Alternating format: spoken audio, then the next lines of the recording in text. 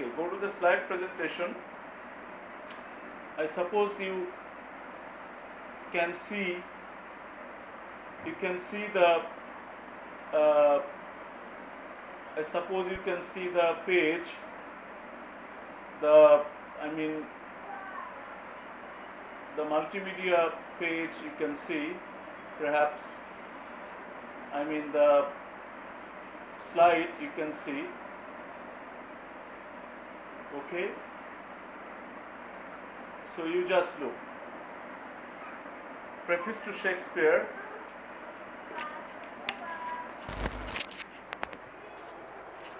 You just look. Preface to Shakespeare. Here you can see the two pictures over here. You can see the two pictures over here. Can you see the two pictures? Can you see the two pictures? On the one hand, it is of Shakespeare, and on the other, Samuel Johnson. You see? On the other, Samuel Johnson you can see. And Shakespeare, often we forget the date of birth of Shakespeare. Actually, the exact date is not known. That's why the month is given over here. Okay, the month is given over here. April 1564. And the date of death, I mean April 23 Shakespeare died in 1616, you know. And on the other hand, Samuel Johnson was born in 18 September 1709 and died in 13 December 1784. Okay. So this is the lifespan, you know, that Samuel Johnson was born in 18 September 1709 and died in 13 December 1784. Okay. However, we are going to the next slide. We are going to the next slide. Okay. We are going to the next slide. Look. So here you can see. Here you can see. Just you can have a glance at the background and life of Samuel Johnson. Okay. And Samuel Johnson is described as extraordinarily ordinary person. Extraordinarily ordinary person. He is described by Philip Davis, a critic of Samuel Johnson. So you already know that Samuel Johnson was born in 1709 in Lichfield, Staffordshire. Okay. Actually, he was the son of a poor bookseller. I mean, financially not solvent, financially weak, a bookseller, and he experienced poverty throughout the first phase of his life. Okay, and he got wonderful talent, shining talent from his early life, and due to his poverty, it was impossible to attend any college of Oxford University. Nevertheless, he attended Pembroke College under Oxford University, but he couldn't carry on his study due to poverty, or it was not possible for him to carry on his study at Oxford University. I mean Pembroke College, and he was compelled to leave the college due to his poverty. Okay, and that's really unfortunate about Samuel Johnson, but he was he had great genius, great talent in him.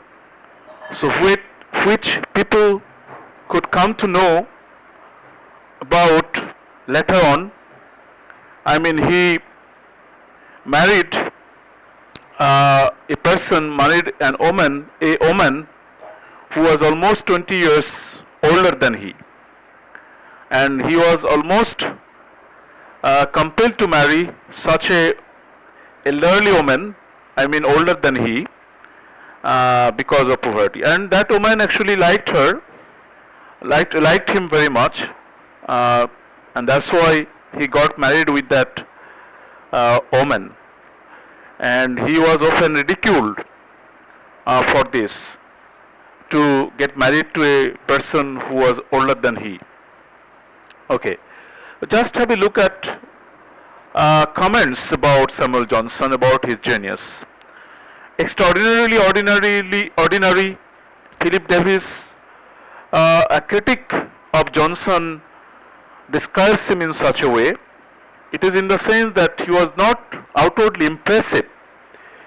I mean, he was suffering from a particular disease, I mean gland disease, and because of his gland disease, his facial look was not so impressive, rather very odd to look at him, and he outwardly looked very unimpressive, no doubt about it. And when William Hogarth, a painter, while visiting the novelist Samuel Richardson, who was a very famous novelist of the 18th century, Richardson has got Pamela, Clarissa, very famous writings, and in the 18th century you are going to read Gulliver's Travels, and also you have already read, you have finished with me Defoe's Robinson Crusoe, and also you are going to read Tom Jones with me. That's why you know that 18th century is very significant. Okay, 18th century is very significant as a age of prose, as an age of prose, or as an age of the development of novel. I several times mentioned it. Okay, I several times mentioned it. And Samuel Richardson, William Hogarth, he was a painter. While visiting Samuel Richardson at his residence, he noticed that a person standing at a window in the room, shaking his head and rolling himself about in a strange, ridiculous manner. So, while William Hogarth was in the room of Richardson, he looked at a person, and that person was standing stupidly or in a strange, ridiculous manner. And at the first sight of Samuel Johnson, that person was Samuel Johnson. At the first sight of Samuel Johnson, he concluded like he was an idiot. And I already mentioned that outwardly he didn't look so much impressive. Okay, he had a very unimpressive look outwardly, and when William Hogarth started talking to Samuel Johnson, could see that for sort of brilliance was really in him. Okay, so William Hogarth described like, actually imagine that this idiot had been at the moment inspired. Samuel Johnson got wonderful oration, wonderful eloquence, wonderful art of speaking.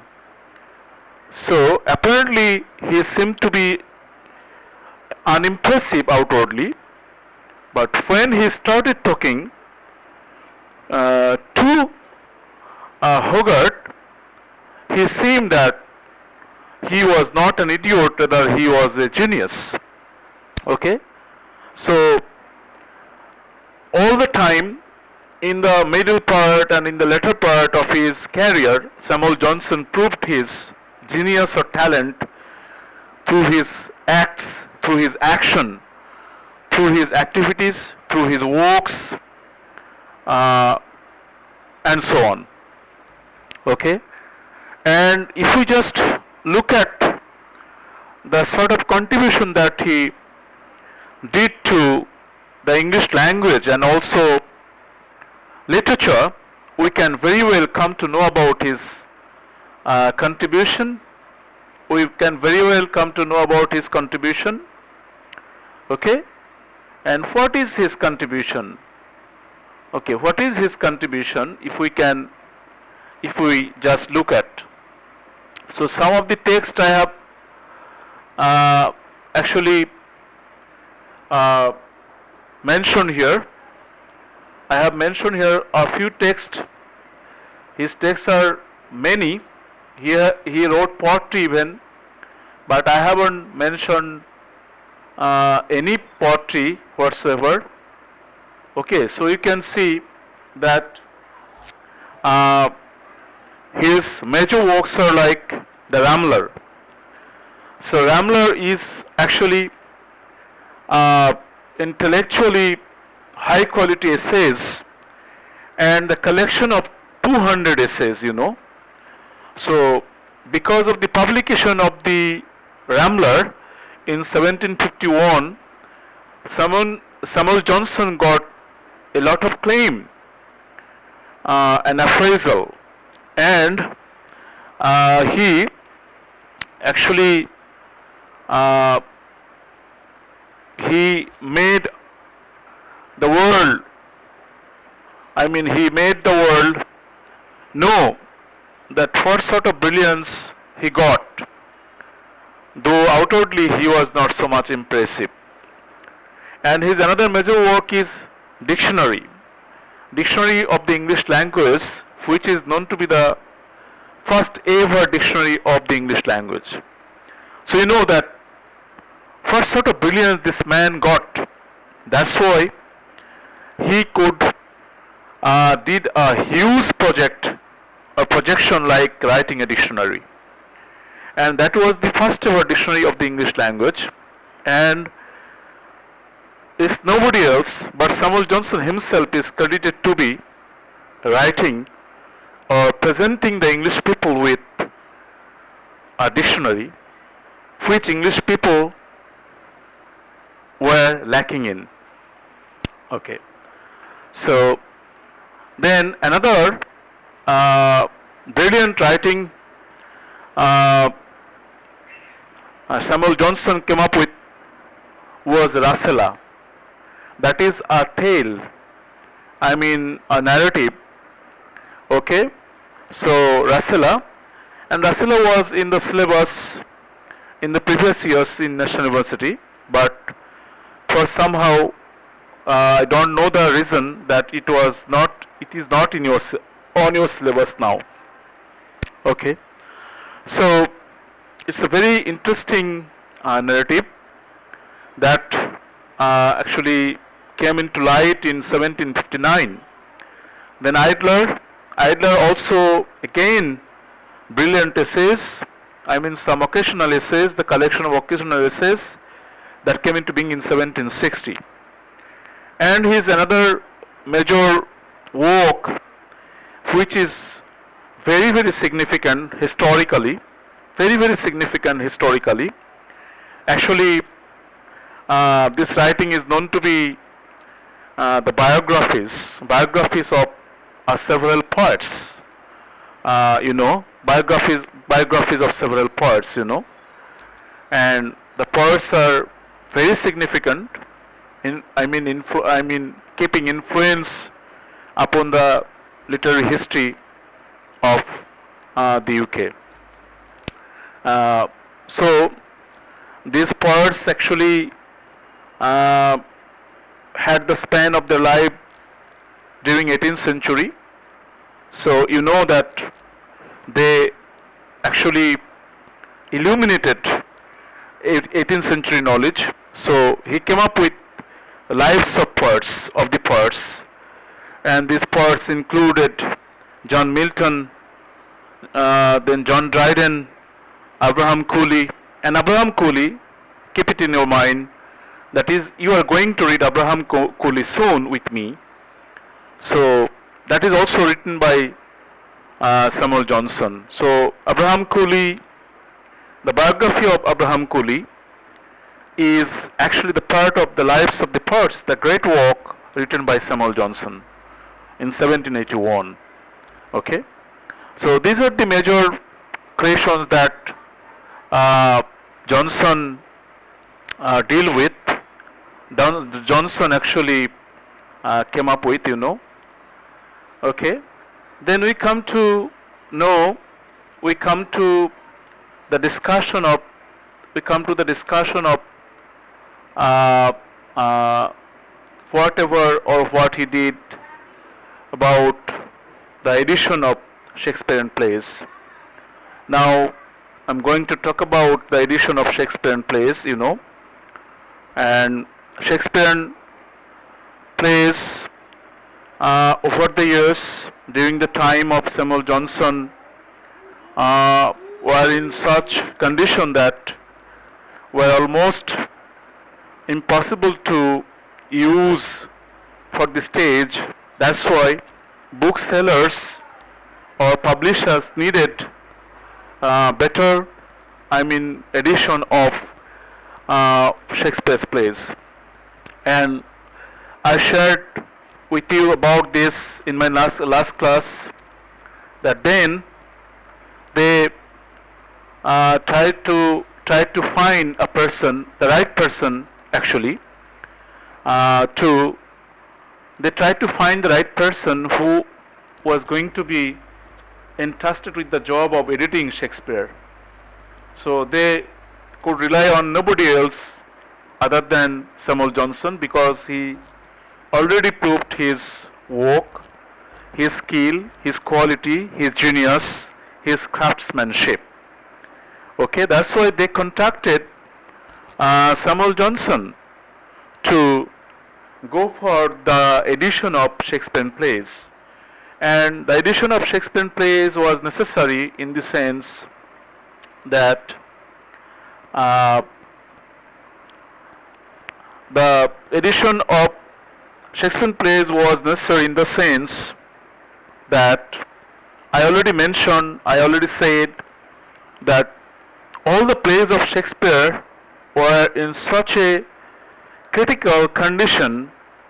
The volumes or the folios were in such a condition, such a critical condition that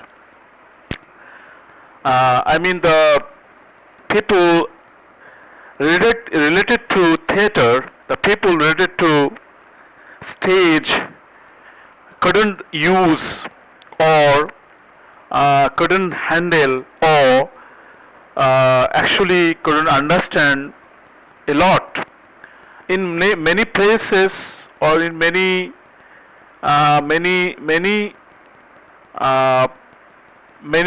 places of Shakespearean plays, it was almost 100 years after the death of Shakespeare.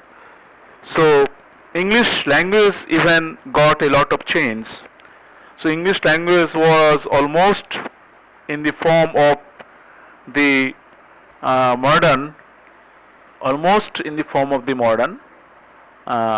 that's why Johnson's English was quite different from Shakespearean English. So during Johnson's time, it was difficult for anybody to read Shakespeare at ease, because so many expressions, so many words of Shakespearean time got changed. That's why readers, or you can say the stage people or the theater people, needed simpler version or annotated versions of Shakespearean plays. That's why they got or they felt the necessity to go for the edition of the Shakespearean plays. Okay, and you see that I mentioned earlier in my last class that it was nobody else but Samuel Johnson, whom the people kept on, the booksellers or the publishers kept faith in, actually.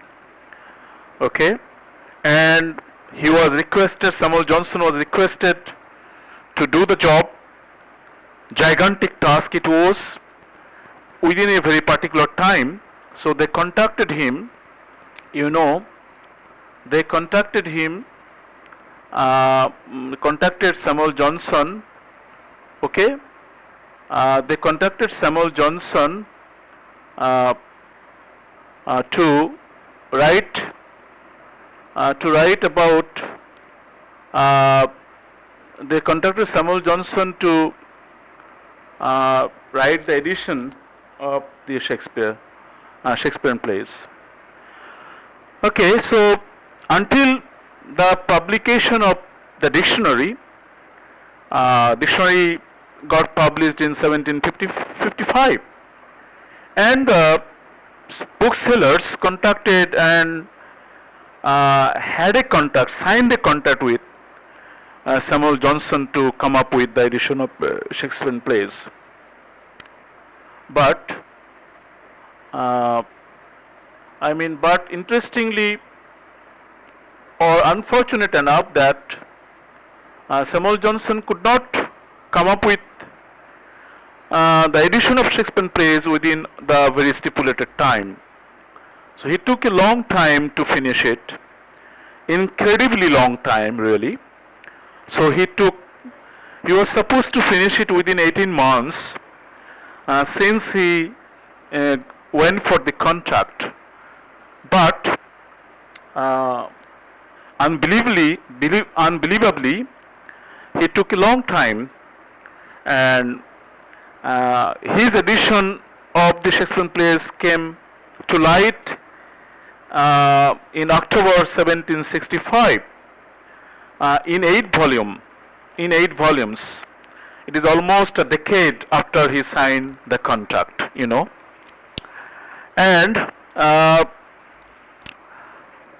and he delayed because he was doing some other work. Okay, and before doing this, before he wrote, he read Macbeth, which is, you are going to, or I'm not sure that whether you have already finished reading Macbeth or not, but it was Macbeth of Shakespeare which impressed Samuel Johnson a lot. That's why he came up with an observation on Macbeth, and that sort of observation took him to, or made him write, or made him go for a huge sort of writing like the edition of the plays of William Shakespeare.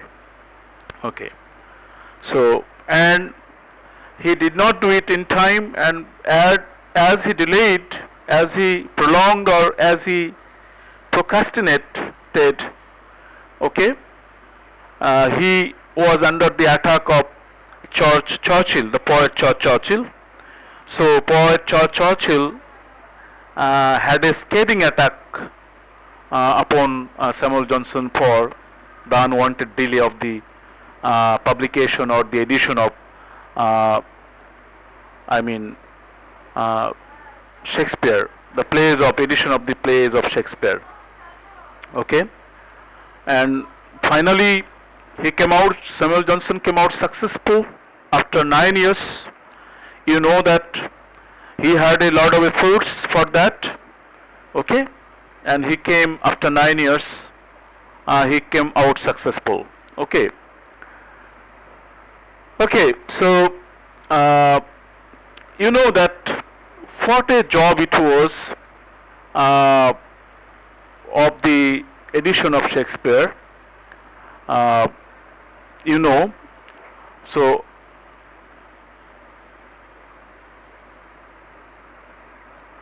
you just look that what I have uh, come up with here in this slide.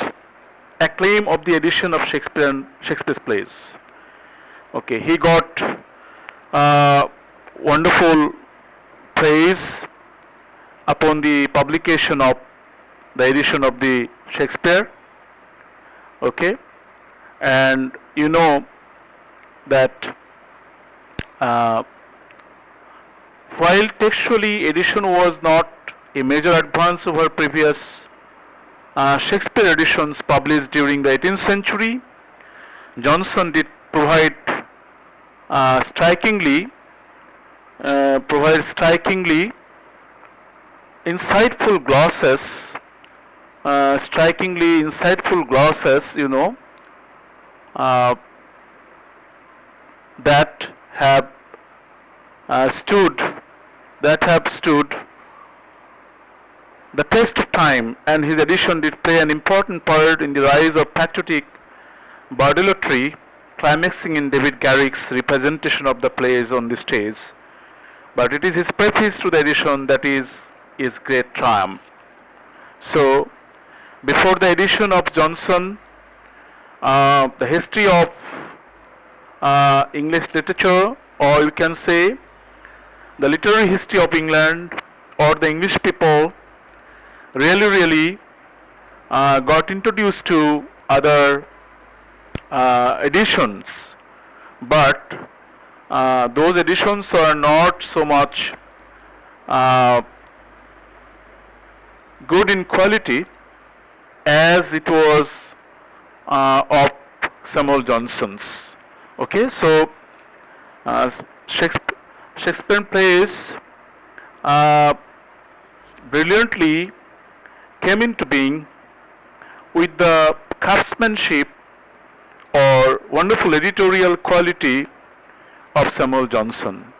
So he worked hugely, he worked a lot, he had a lot of efforts to do this, and that's why edition of the plays of Shakespeare shone in the hands of Samuel Johnson. Okay, so when it came out, the edition came out, it was a huge task done, and the booksellers, publishers, theatre people, all the people were relieved. All the people actually so far searched for an edition which actually came into being with the craftsmanship of Samuel Johnson, you know. Okay, so that's why you know that in simple words, Samuel Johnson got a lot of appraisal or acclaim, a lot of appreciation, okay, because of his edition of Shakespearean plays. Okay, so you know about it. Are you listening to me? How many of you are actually watching me? I'm not sure whether still you are watching. Are you watching? Are you listening to me? So you should stay connected. You should carry on listening to me. So I hope that I told you, I promised that I would come to you with better explanation, better ideas, and I would come to you with details so that nothing can be left for your understanding. So you will get almost everything. Thank you, Cinderella. So the way I am conducting, is it helpful for you? If you say that it is helpful, in the sense that often I am handling the slides, and simultaneously I am talking to you, and simultaneously I am making you see the screen. So this is a way I'm conducting the class, So I found out the way, and it took a lot of efforts for me to handle the screen or to conduct the class in such a way for your betterment, actually. Okay. Thank you very much for listening to me. Thank you very much for watching. Thank you very much for watching me. Okay, you just look. Okay, just you look over here. So while textually the edition was not, okay, I have already finished talking about this slide. We are going to the next slide, we are going to the next slide. Okay, so you see, just look at the next slide. Look at the next slide. You see what is in this slide. The preface to Shakespeare was published in 1765, definitely because it came as preface, and preface, the meaning of the word I simplified in my last class, that preface means introduction, prologue, forward. Okay, all these words or simplified words can be used regarding preface. Okay, the preface to Shakespeare was published in 1765. As the edition came out in 1765, definitely the preface would be in the same year, because it came in the very beginning of the edition of the Shakespeare. And the preface was 72 pages long during the time of Samuel Johnson. Okay, and interestingly, as it is important to, or it was important to have the edition of the Shakespearean plays, it was also important to get the preface in that wonderful job done by Samuel Johnson. Okay, so rather the preface after the publication got a lot of appreciation, in the sense that it was a great piece of neoclassical literary criticism. And I already talked a lot about the preface, that it has got a lot of ideas. Preface got a lot of ideas about Shakespeare. Rather, preface came up with that investigation or research or constructive criticism about Shakespeare. So before this preface, Shakespeare was praised, Shakespeare was often criticized. Yes, Shakespeare was so powerful a dramatist the world has ever seen. There is no doubt about brilliance of Shakespeare. Okay, but that Shakespeare also had some defects. Shakespeare had a few defects which were pointed out by Samuel Johnson, and Samuel Johnson could find out those defects of Shakespeare while or when he was reading or he was going for the great job like editing Shakespearean plays. So until and unless Samuel Johnson started working on Shakespearean plays, the job like editing Shakespearean plays, he did not have so much interest in plays in particular. Rather, he was interested in some other issues, other things, other writings.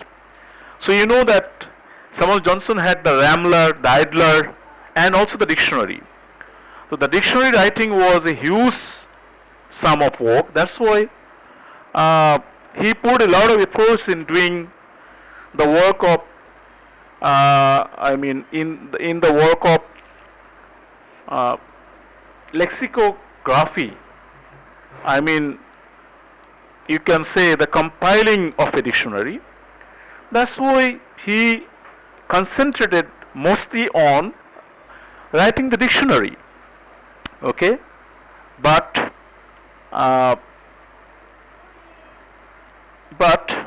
you see that when he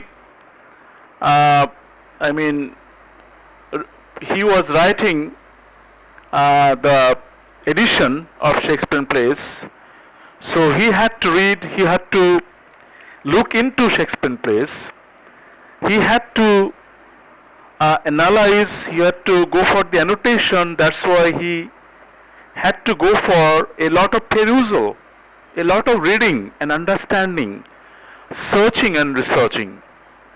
And as he did so about Shakespearean plays, he became successful and he came up with the brilliant preface to Shakespeare. And that's why still preface to Shakespeare shines, and till today, we are reading, we are analyzing, and this is also part of your syllabus. This is a part of the syllabus in the sense that what sort of impression this preface created upon the generations, upon the readers, or you can say upon the critics, and upon the people who had a bit of research or who went for the research on Shakespeare. So it opened, or the preface paved the way for more discussion about Shakespeare. It paved the way for better criticism of Shakespeare. It paved the way of looking at Shakespeare not from the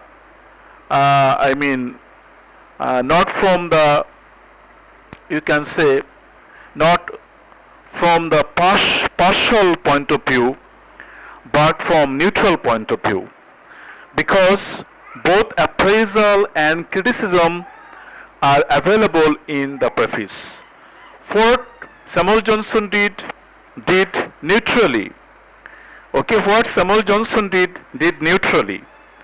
He did not only praise Shakespeare just for praising Shakespeare. He praised Shakespeare for particular reasons behind it. So he found, or he got a lot of reasons behind the appraisal of Shakespeare. So he mentioned the reasons, or he came up with a lot of arguments about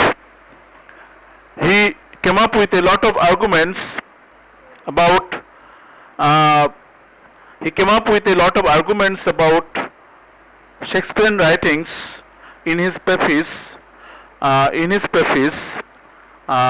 so that the readers or researchers, all other people can be clear about Shakespeare. Okay, so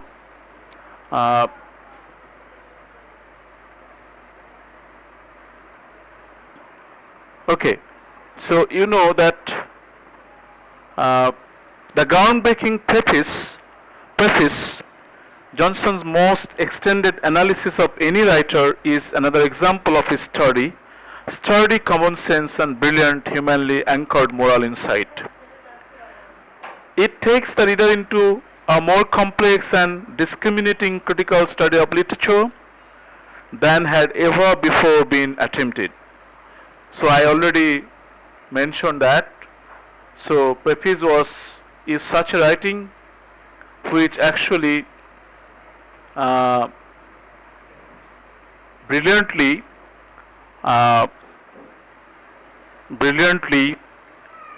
talks about Shakespearean genius, and that is, or it is the first ever wonderful writing of, Samuel Johnson about Shakespeare, Okay, look at the next, slide. So I am almost here for 50 minutes, so I will take just a few minutes. Will it be possible for you to be here for a few minutes, if it is possible for you?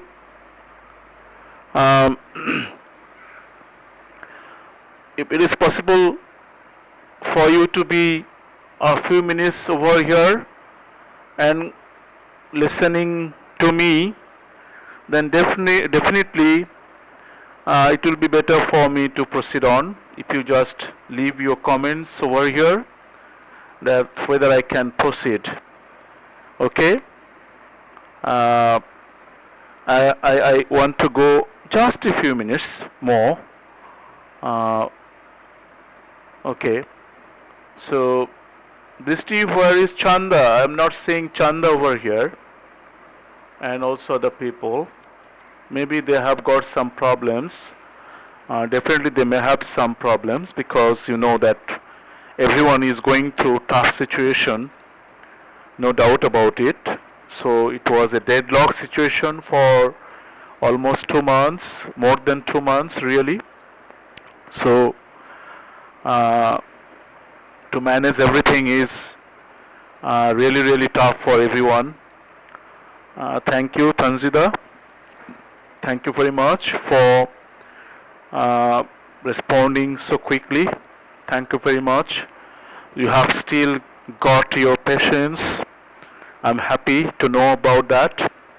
So to listen to and to be logging on to internet like this or in this way, and to watch continuously, it's not that easy.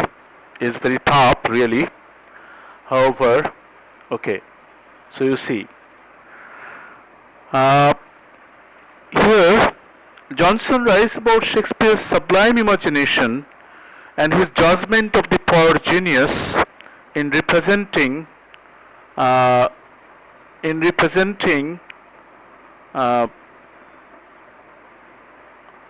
Johnson writes about Shakespeare's sublime imagination and his judgment of the poor genius in representing the infinitely mingled drama of life on earth, and his capacity to enter the human heart. You look. So wonderfully it is, actually these lines are extracted from somewhere else, from a book, very recognized book, written upon Samuel Johnson. Johnson writes about Shakespeare's sublime imagination and his judgment of the poor genius in representing the infinitely mingled drama of life on earth and his capacity to enter the human heart. Okay, how Shakespeare brilliantly mingled drama of life.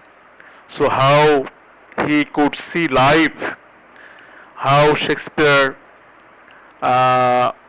could see life of his own eyes, and how he entered the human heart.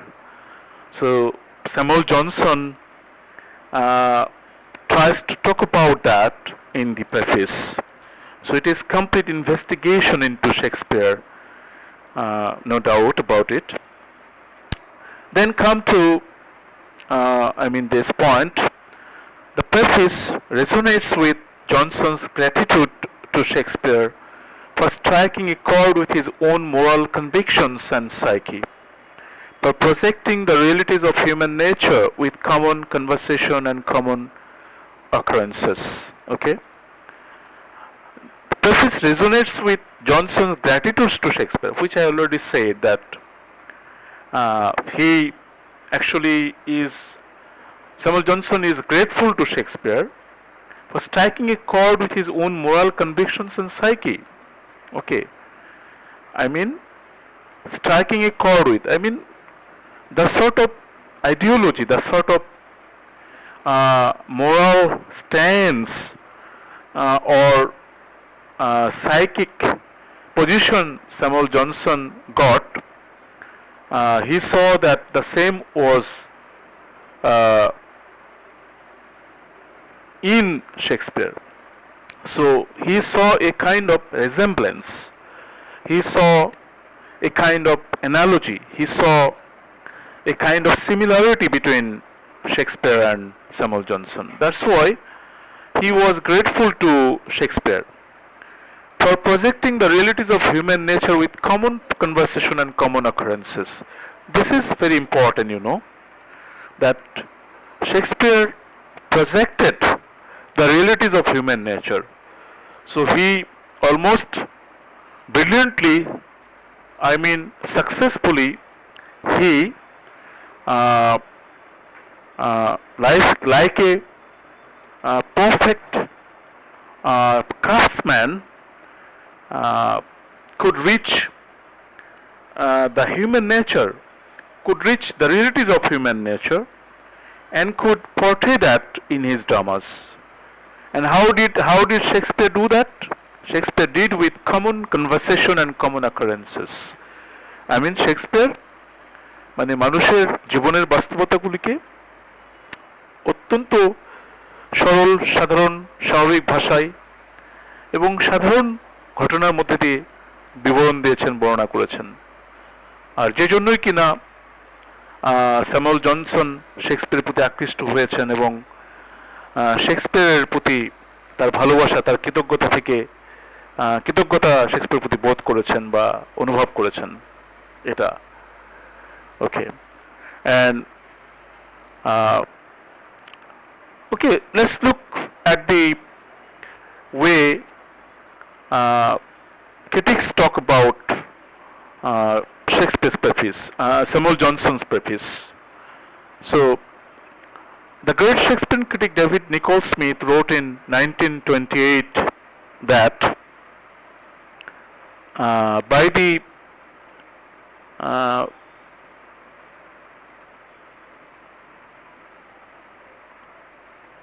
you see that the great Shakespearean critic David Nicol Smith wrote in 1928 that by common consent, the preface is one of the greatest essays on Shakespeare that has ever been written. You look. This is the appraisal, or you can say appreciation, from a great Shakespearean critic named David Nicol Smith. He wrote in 1928 that by common consent, the preface is one of the greatest essays on Shakespeare that has ever been written. So brilliant a thing written on Shakespeare. Okay, one of the brilliant writings, brilliant appreciations, no doubt. Okay, again, Samuel Johnson's biographer and his friend James Boswell, you will perhaps have been introduced to this name, James Boswell, who is friend and also contemporary, who wrote the biography, the longest ever biography written on Samuel Johnson. Wrote in the way, Johnson, by candidly admitting the faults of his poet, had the more credit in bestowing on him deserved and indisputable praise, Okay, so here just try to consider the appreciation of James Boswell, the biographer of Samuel Johnson. Okay, Johnson, by candidly admitting the faults of his poet, Shakespeare, candidly admitting, generously, liberally, admitting the faults of his poet. Samuel Johnson openly, candidly, generously, liberally admits the faults of Shakespeare, had the more credit in bestowing on him deserved, and he deserves, Samuel Johnson deserves the credit to respect to Shakespeare, because he could respect in the sense that he found faults with Shakespeare, and that's why he deserved indisputable praise. Plain praise, praise without any question. Okay, so it was the, due. It was the due of, you can say, actually deserved for, deserved appraisal for, you see that Samuel Johnson, that he found out the defects of Shakespeare, and that's why it is good to be grateful to Shakespeare for Samuel Johnson. That's it. Okay, so I think I can stop here, and I think I shared a lot of ideas about Samuel Johnson as well as Shakespeare, because you know that Shakespeare got simplified, or Shakespeare got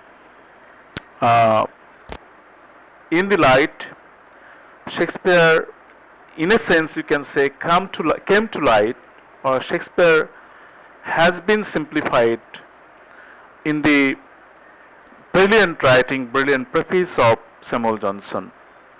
That's why, if you keep on reading, and in my next class, I will be directly talking about the text in the form of fragments.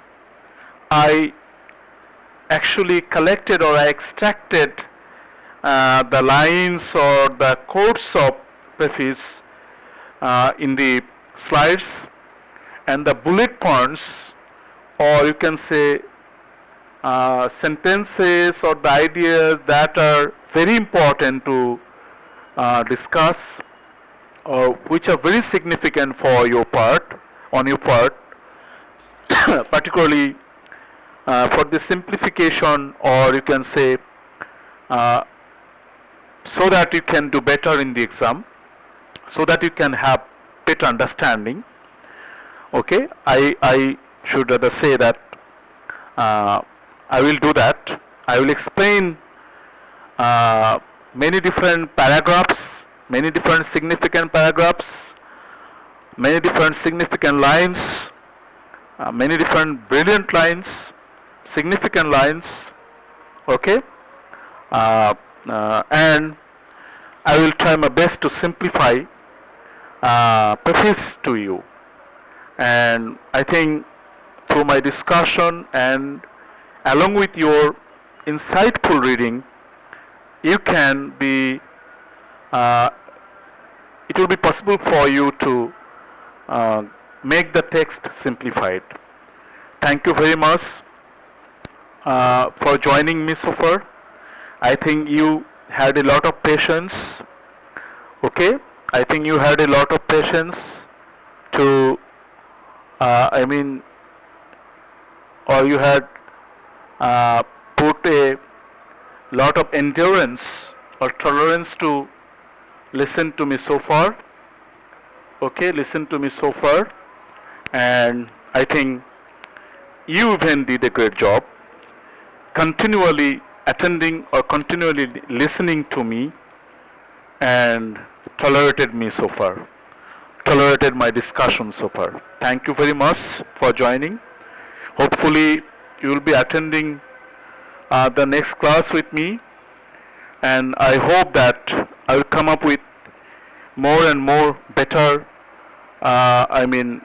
simplification or explanation or annotation of Johnson's preface, because you know this is a very difficult text. Thank you very much for today.